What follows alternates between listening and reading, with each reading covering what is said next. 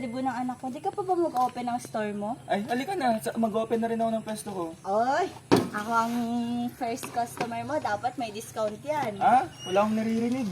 Ano ba yan?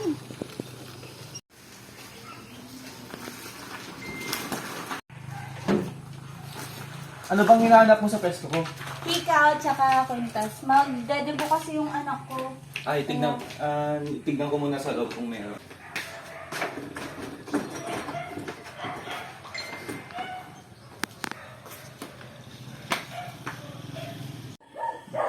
Itong dalawa, 5-3 na lang at humingi ka naman ng discount sa akin. Sukatin mo dyan. Maganda to. Sukatin mo muna dyan sa may salamin.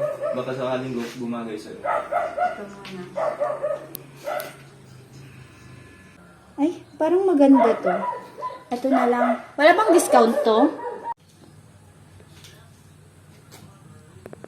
Ano, bagay mo naman ah. Wala bang tawad to? Total, kaibigan naman kita, 5,000 mo na lang ng dalawa na yan.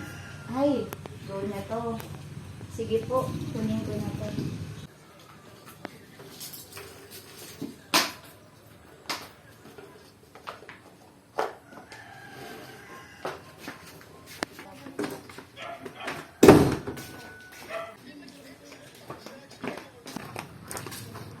Uy pare, kamusta?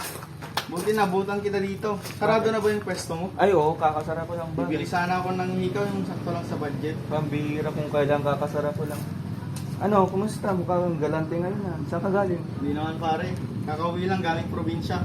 Sakto lang naman. Gusto ko lang bilan si Mrs. ng hikaw. Ay, ba talaga mga taga-probinsya ngayon, no? Yayaman yun. Ano, Totoo lang pare. kumusta sa probinsya? Sa totoo lang pare, maganda manirahan sa bundok. Malamig ang simoy. Sarap matulog dun pare. Sana nga makapunta ako balang araw doon. Tara, open ko lang yung pwesto. Teka lang pare, kunin ko na yung alas sa loob.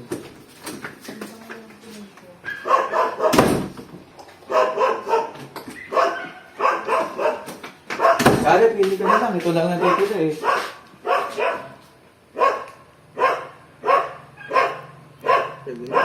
Ay, ito naman. 200 na lang para sa'yo. Para kay misis mo kapag. Sige. Ayan.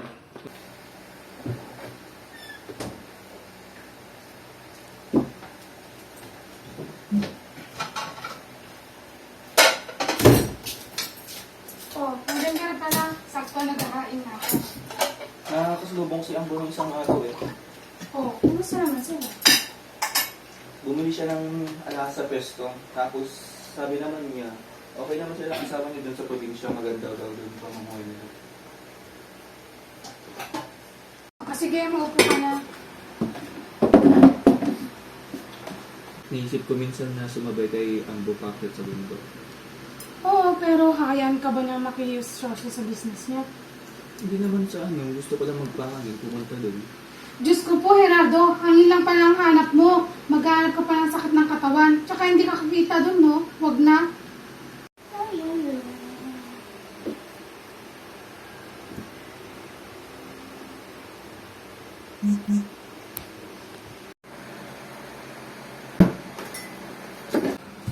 Ay! Ay! Tulong! Tulong! Pare, kamusta? Ito, okay lang naman. Katrabaho. Bakit? Nakikirami nga pala ako sa nangyari sa asawa mo. Hindi kami nakalawas agad. Marami kasing trabaho sa bundok. Wala rin, naiintindihan ko naman. Okay lang. Ano, kumusta? Okay lang. Nga pala, naalala mo ba yung pentuan natin nung huli? Oh, bakit? Ano yun? May bago kasing papatayang pamilya sa bundok. Baka balak mong kumuha ng lupa. Alis ako bukas, kung interesado ka, sumabay ka na sa akin. Maghanap tayo ng pwede mong bilhin. Sige, tara, sabay na tayo. Mag-iba ka lang.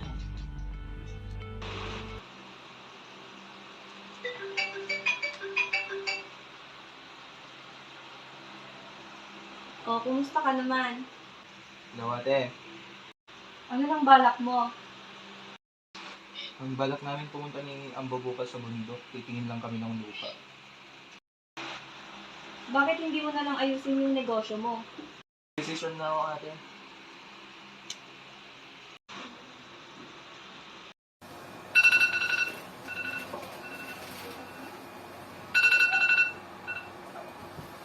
Abo!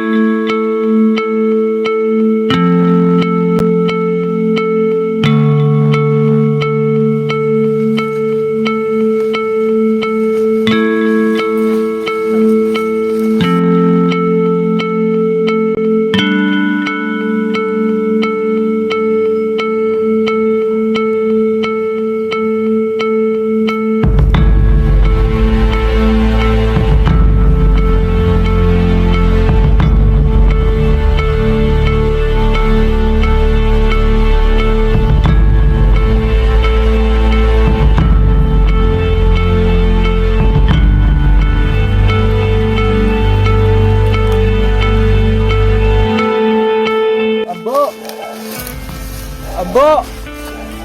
Manang. Alam dito ka ba? Oo, ikaw ba yung sinasabi ni Ambo na dadalaw sa lupa? Oo, kasama ko lang siya kanina. Ha? Paano kasama na aksidente siya kahapon? Paano mangyayari yun eh? Kasama ko lang siya umakyat dito. Hanapin ko na lang siya manang. Baka andyan lang yun sa tabi-tabi. Ay sige, mag-iingat ka. Uwi na din ako at maghahapon mo. Sige ba, ingat ka ba?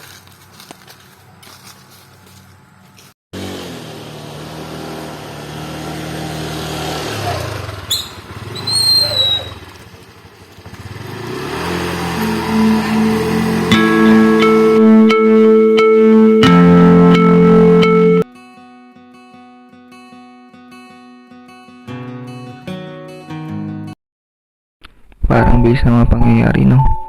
Akala mo isang pelikula. Ngayon ko lang natuloy na pagtanto na hindi naman pala kailangan may tiyan ang natatangi kong panaginip. Sa halip pinalagaan ko na lang sana ang aking asawa. Ay, sa bagay, nangyari na ang lahat. Panaginip na pinangarap ko ngayon isang katang isip lamang.